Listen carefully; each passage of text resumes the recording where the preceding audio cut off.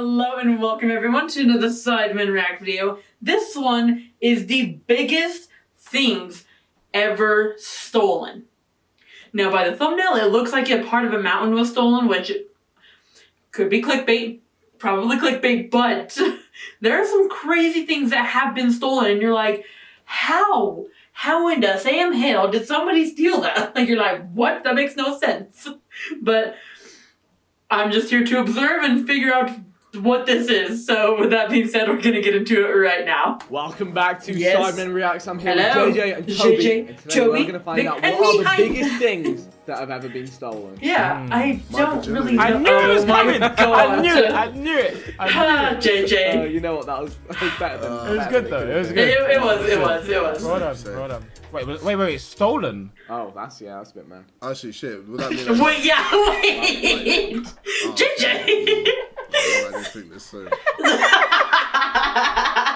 Well, for the record, I didn't. Right, well, let's see what's on the list. Let's go.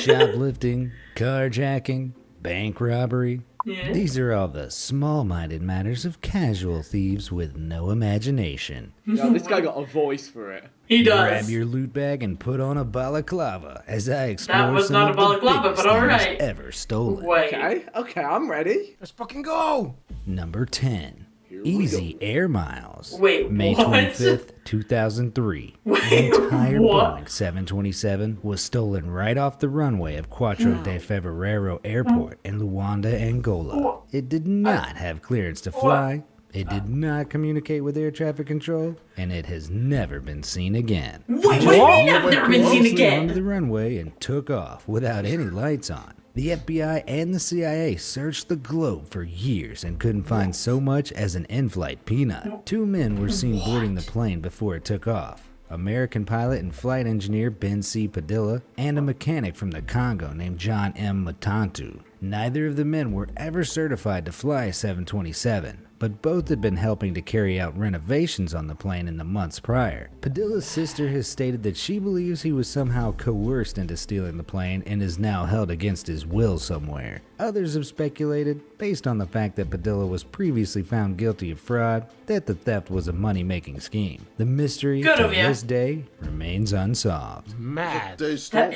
Yeah, I know. I saw that. I was like, yeah, what is he doing here? They stole. Number 9. A bare bones operation. In a bizarre court case known as United States versus one Tyrannosaurus BATAAR skeleton, the matter in question was a stolen dinosaur. The ordeal began when Florida man Eric Procopi brought the Florida man. I was gonna say, like, of course it's a Florida man. Why wouldn't it be? Of Wait, course it JJ, you is. know about that? No. There's a thing where you can search like Florida man and any date and it will come up with a crazy story. Oh shit! Yeah.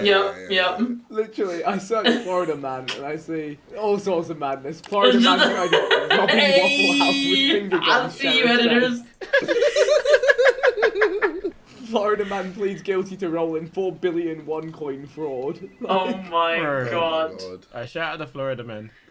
Florida man Eric Procopi brought the fossilized skeleton of a Tyrannosaurus BATAAR, a relative of the Rex we know and love, from Mongolia to the UK, and then to the US. In customs, he claimed that the bones came from UK soil. On reaching the US, Procopi auctioned off the dino for over $1 million. However, when the Mongolian government became aware of the dinosaur's true origin, they prevented the sale being completed. According to Mongolian law, fossils are culturally significant and their removal without official approval is illegal. As a result, Procopi was arrested on counts of conspiracy to smuggle illegal goods, possession of stolen property, and giving false statements. He went to jail for 3 months, and the skeleton went back to Mongolia. 3 months. That's what I'm saying. What else 3 you months. expecting? I mean, that's like I $1 was million expecting more. theft. Like, No, man. It's a dead skeleton, bro. Like, allow Well, it. yeah, but It doesn't still. need years for that. Okay, whatever you say. I'm glad This you're is not how part of our justice legal system system. works. Oh, okay. Alright. Do you want me to move like Dubai and be like, oh, what? You got CBD in your car? 25 years.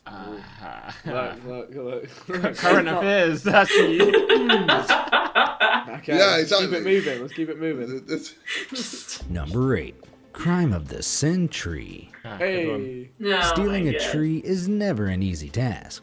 But if this perplexing Wait. case from 2012 is anything to go by, the Stole older it. the tree, the harder it is to steal. Indeed, it took a lot of planning and patience for poachers to steal one particular red cedar Why do tree you from want to Vancouver Island, So just confused. off the southwestern Canadian coast. At 800 years old, the tree was a full 9 feet wide at the base. Mad. That's good. And the high quality of its wood made it an unfortunate target for poachers. Ooh, that would look sick. On a routine stroll, I park rangers had been gotcha. baffled to find the tree cut 80% of the way through. It seemed someone had attempted to steal the giant tree, but had given up. Rangers brought in professionals and had the tree safely felled to avoid it collapsing and crushing unlucky hikers, Yeah, that would be long. leaving it to decompose and feed the forest. But this was all part of the thieves' plan. With the tree felled safely, they returned and stole the whole thing. Speculation arose as to how the thieves were able to source the heavy-duty machinery necessary to transport the colossal tree away, Oh,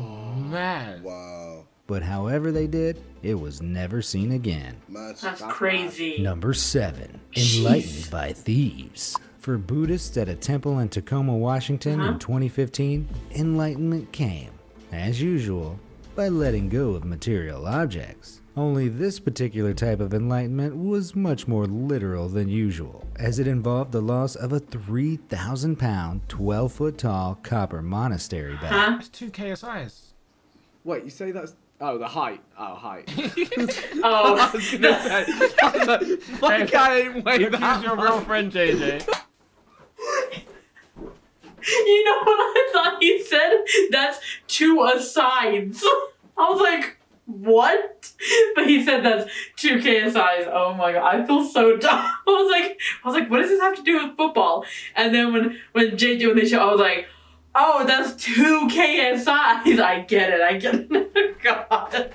I'm calling you 6 foot. That is true. I was like, that is true, I thought you were talking about JJ. weight as well.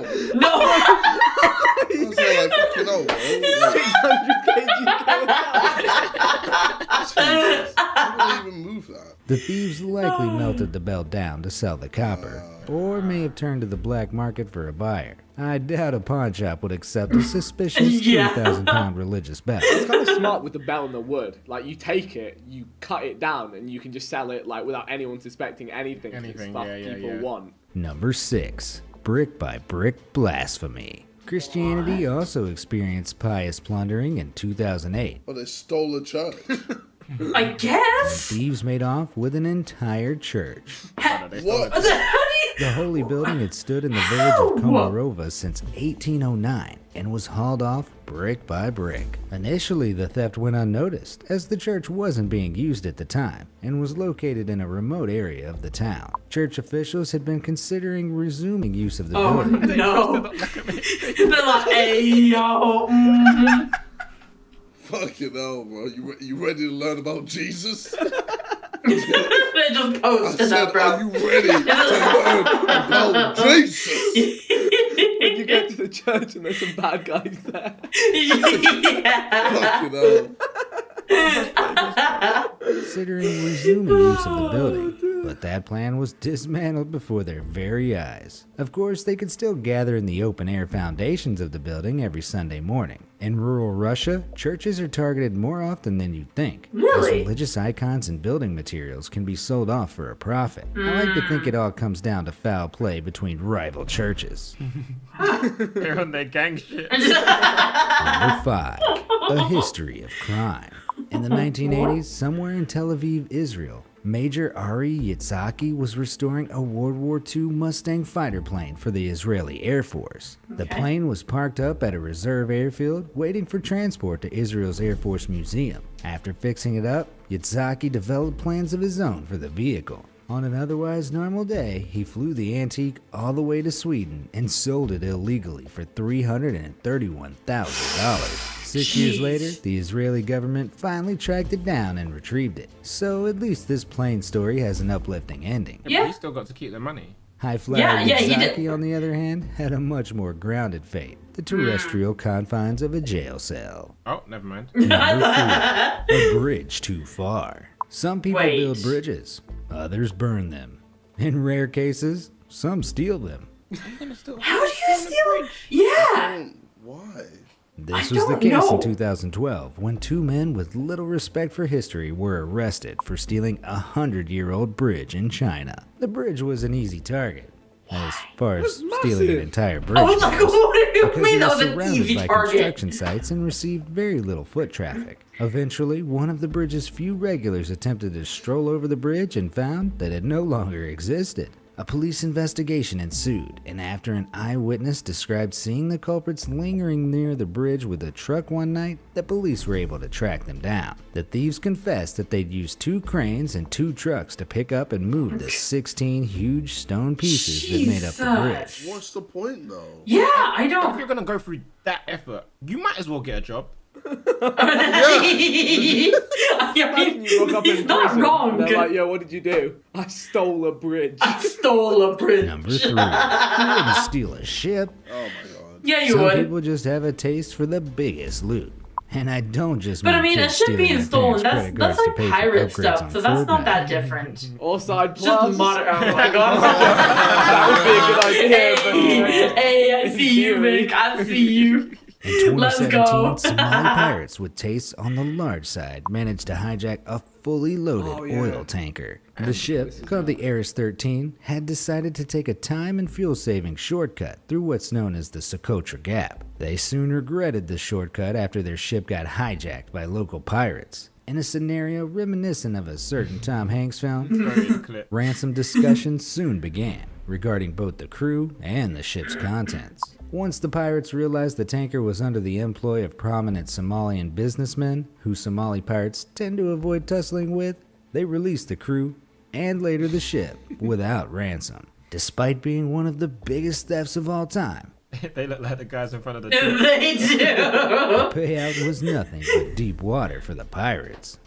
Before I reveal the biggest thing ever stolen, there are some honorable mentions. A special hat belonging to Greg De Silva of Cape Town, South Africa was the largest of its kind. Made using 1,000 eggs, Why? Greg with the egg. Greg owned the largest egg hat the world had ever seen. Tragically, Greg's eggs were stolen during a 2011 trip to Germany while he was hospitalized with heat stroke. The hard-boiled summer heat left him scrambled, and the theft was no God, joke. these puns. wait.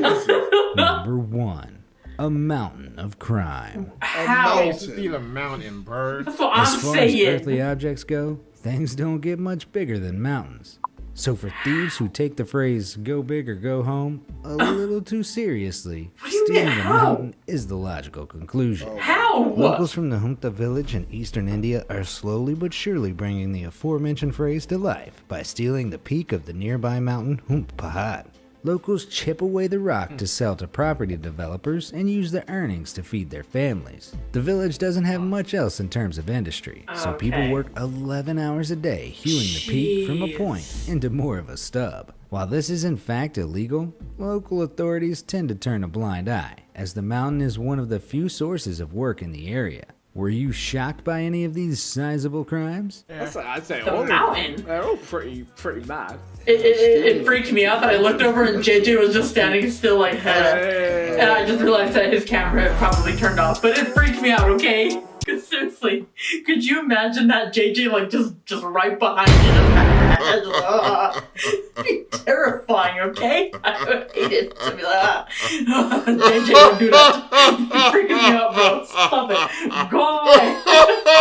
Go away. Go away. Thank you. Leave. God. It's terrifying, okay? But yeah, hopefully you guys did enjoy this Sidemenreact video. Were you shocked about these things that were stolen? Because I'm legit shocked. Like, how? But why? How and why do you... How do you...